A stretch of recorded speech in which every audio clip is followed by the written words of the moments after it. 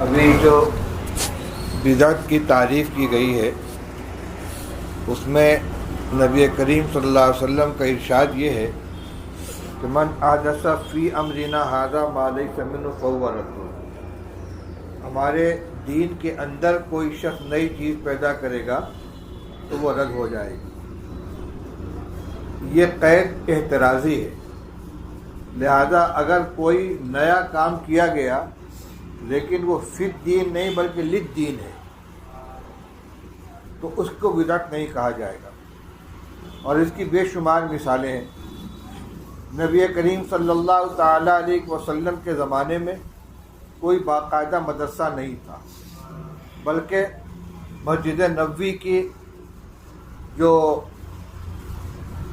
قبلہ کے مخالف جانب ہے وہاں ایک چبوترا تھا جس پر صحابہ کرام رہتے تھے۔ نبی کریم صلی اللہ علیہ وسلم تشریف لاتے تھے، وہی ان کی قیام گاہ تھی، وہی ان کا دارالاقامہ، وہی ان کے کھانے کا انتظام۔ کوئی باقاعدہ درسگاہ نہیں تھی، دارالاقامہ نہیں تھا۔ لیکن جب حضور صلی اللہ علیہ وسلم کا زمانہ گزرا ہے، اب بعد میں مشائخ نے، محدثین نے جگہ جگہ حلقۂ درس قائم کیے، لوگ سفر کر کے جاتے تھے، حدیث حاصل کرتے تھے۔ ہر معلم کا اپنا حلقہ الگ ہوتا تھا، کوئی مدرسے کی شکل نہیں تھی۔ پھر ایک زمانہ آگے آیا تو باقاعدہ ادارے قائم کیے گئے۔ یہ سب کی سب شکلیں ہیں، ان کی اصل موجود ہے تعلیم کتاب و حکمت۔ ابھی آپ نے سنا کہ اس کی اصل دین کے اندر موجود ہونی چاہیے۔ تو اس میں کوئی یہ نہیں کہتا کہ مدرسے کی عمارت بنانا یہ فرض ہے یا واجب ہے، اور جو یہ نہیں کرے گا وہ سنت کے خلاف کر رہا ہے۔ لیکن یہ بدعت بھی نہیں ہے۔ کیوں؟ اس لیے کہ ایک کام جو اصل کے اعتبار سے دین ہے اس کو انجام دینے کے لیے یہ طریقہ اختیار کیا گیا، یہ راستہ اپنایا گیا ہے۔ مسجد، پختہ مسجدیں رسول اللہ صلی اللہ علیہ وسلم کے زمانے میں نہیں تھی، پختہ مسجد بنائی گئی۔ آج مسجدوں میں فرش بچھایا جاتا ہے، حضور کے زمانے میں کوئی فرش نہیں تھا۔ روشنی کا انتظام کیا جاتا ہے، پنکھا لگایا جاتا ہے۔ یہ ساری کی ساری چیزیں للدین ہیں، دین کے عمل کو فروغ دینے کے لیے، اس کے اندر سہولت پیدا کرنے کے لیے۔ یہ بات اس لیے کہہ رہا ہوں کہ جب مبتدعین کے سامنے یہ روایت پیش کی جاتی ہے کہ دین میں کوئی نیا کام بڑھاؤ گے تو وہ بدعت ہو جائے گی، تم میلاد کرتے ہو، فاتحہ کرتے ہو، تیجا چالیسواں کرتے ہو، اور جو اس کو نہ کرے تم اس کو وہابی کہتے ہو، تو کہتے تم نے مدرسہ قائم کی تو بدعت ہے۔ حضور کے زمانے میں کہاں تھا؟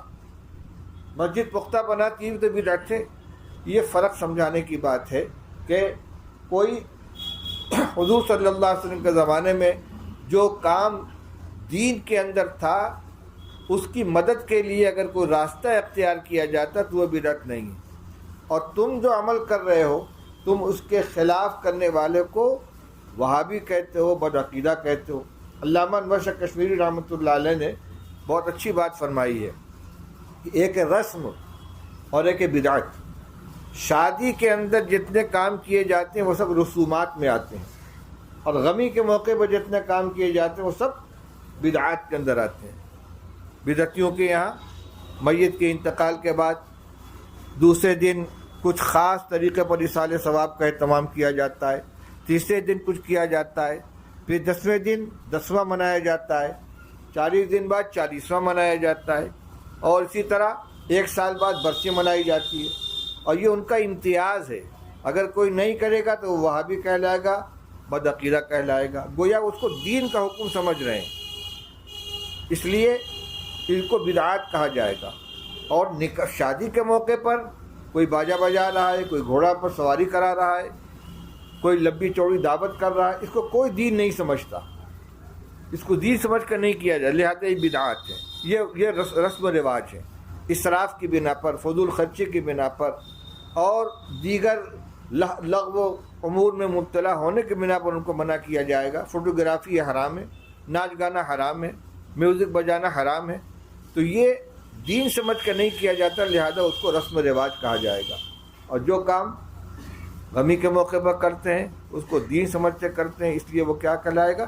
بدعت کہلائے گا۔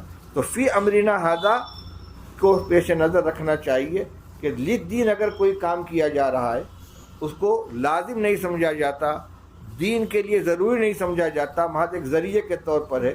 روشنی مطلوب ہے، اب اس روشنی کے لیے بلب جلایا جائے، چراغ جلایا جائے، لائٹ جلائی جائے، یہ سب ذرائع ہیں۔ رسول اللہ صلی اللہ علیہ وسلم کے زمانے میں مسجد میں وضو خانے نہیں تھے، آج وضو خانے بنا دیے گئے نمازیوں کی سہولت کے لیے، اس کو بدعت نہیں کہا جائے گا، کیوں؟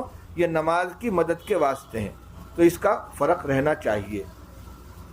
ہاں عبادت کے سلسلے میں کوئی نئی چیز آدمی لے آئے گا تو بدعت ہو جائے گی۔ حضرت علی رضی اللہ تعالیٰ عنہ عید کے دن عیدگاہ میں تشریف لائے، ایک صاحب کھڑے ہو کر نماز کی نیت باندھنے لگے، فرمایا رک جاؤ، نماز نہیں ہے یہاں۔ اس نے کہا کہ میں سمجھتا ہوں کہ اللہ تعالیٰ نماز پڑھنے کے اوپر عذاب نہیں دیں گے۔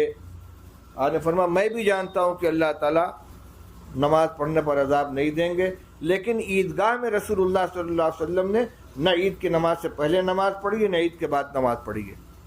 تو یہ عبادت کے عمل کے اندر تم اپنی طرف سے ایک نئی چیز شامل کر رہے ہو، یہ بدعت بن جائے گی۔ عبداللہ ابن عمر رضی اللہ تعالیٰ عنہ بیٹھے ہوئے ہیں، ایک صاحب کو چھینک آئی، انہوں نے کہا الحمدللہ والسلام علی رسول اللہ، الحمدللہ والسلام علی رسول اللہ۔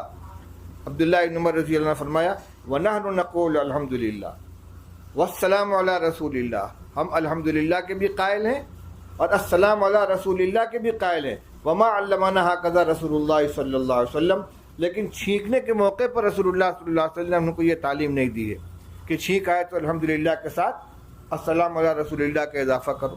اب بتائیے رسول اللہ صلی اللہ علیہ وسلم پر سلام بھیجنا یہ کوئی منع تو نہیں ہے، لیکن اس کو مسنون ذکر کے ساتھ شامل کر کے اس کو پڑھنا، اس پر نکیر کی گئی ہے۔ اب یہی مسئلہ ہے، بریلوی حضرات مسجد کے اندر نماز سے فارغ ہو کھڑے ہو جائیں گے، یا نبی سلام علیک، یا رسول سلام علیک۔ اب ان سے کچھ کہا جائے کہ آپ درود پڑھنے سے منع کرتے ہیں؟ ہم درود پڑھنے سے منع نہیں کرتے، بے محل پڑھنے سے منع کرتے ہیں۔ بھائی 4 رکعت والی نماز ہے، اتحیات پڑھ کے کھڑے ہو جاتے ہیں، درود شریف پڑھتے ہیں؟ نہیں پڑھتے۔ اگر پڑھیں گے تو کیا حکم ہوگا؟ سجدہ سہو کرنا پڑے گا کہ بھائی کون سا گناہ کر لیا ہم نے، درود پڑھ لیتے سجدہ سہو کیوں لازم ہو گیا؟ درود پڑھنا غلط نہیں ہے، بے موقع پڑھنا غلط ہے۔ تو دین کا کوئی کام بے موقع اگر ہوگا، جس موقع پر شریعت نے اجازت دی ہے یا حکم دیا اس سے الگ ہٹ کر اور اس کو دین سمجھ کے کیا جائے گا، یہ بدعت ہو جائے گی۔ تو یہ نزاکت ذہن کے اندر رہنی چاہیے، اور خاص طور سے آپ علماء کرام کو، کیونکہ جو اہل بدعات ہوتے ہیں وہ اس طرح کی چیزوں سے جھانسا دیتے ہیں۔ تو آپ للدین اور فی الدین کا فرق بھی سامنے رکھیں، اور پھر یہ کہ کون سا کام دین سمجھ کے کیا جا رہا ہے، کون سا کام سہولت اور آسانی کے لیے کیا جا رہا ہے۔